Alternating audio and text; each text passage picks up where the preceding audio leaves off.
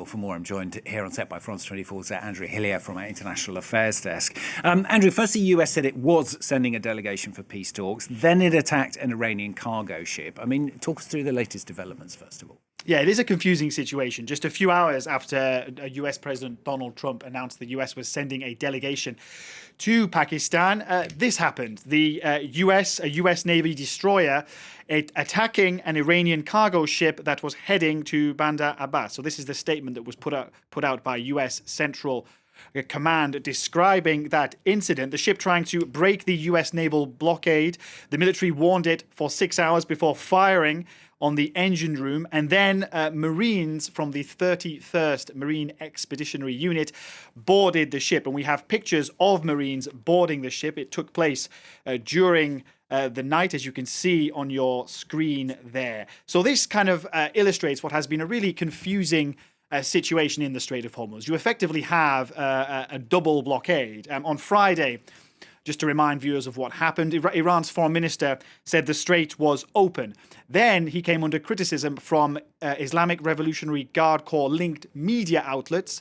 And then he stressed that the strait was open, but only to ships taking authorized routes authorized by Iran. So that suggests that there's some divisions in Iran regarding the Strait of Hormuz. Then on Saturday morning, the Iranian military closed the Strait of Hormuz again, and over the weekend we've had reports of several vessels coming under attack.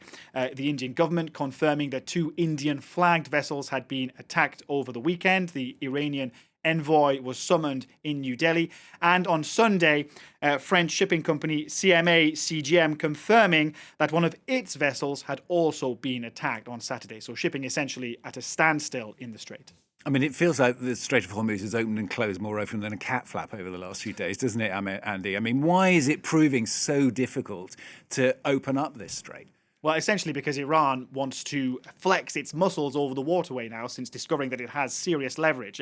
Over the weekend, we heard this from Iran's Supreme National Security Council. That's Iran's top security body.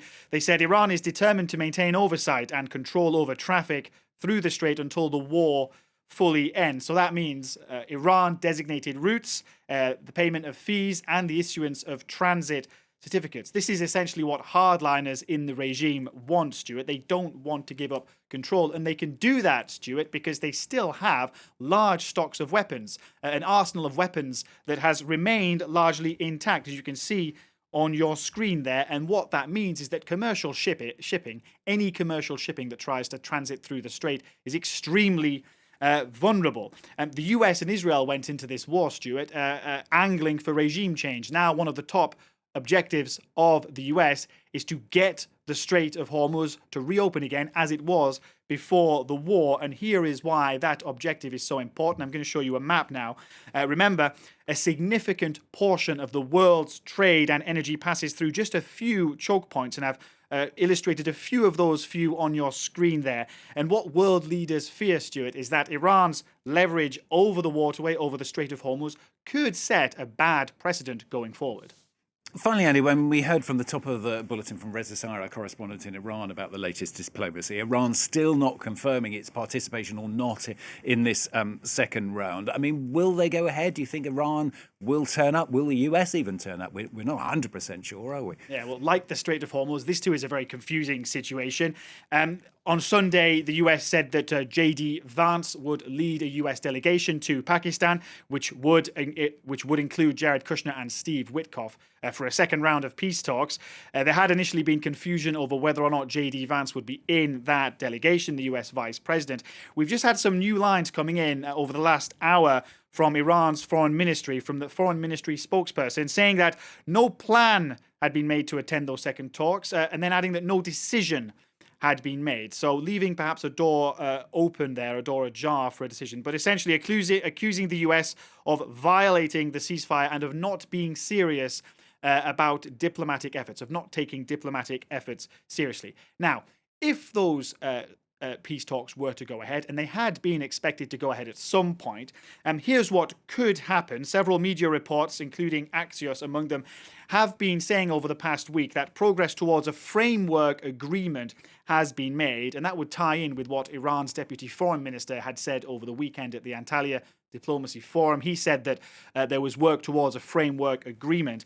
Now, that appears to be the immediate aim. That could incite both sides to push for a ceasefire extension. Remember, it's set to expire this Wednesday, so very soon. And only then could you see both sides negotiating what could be called a comprehensive deal. That, of course, would take far longer, at least months. But at this stage, Stuart, still no confirmation of whether or not those peace talks will go ahead. And of course, we'll continue to follow all of that for you here on France 24. Andy, thanks very much. Andrew Hilliar from our International Affairs Desk.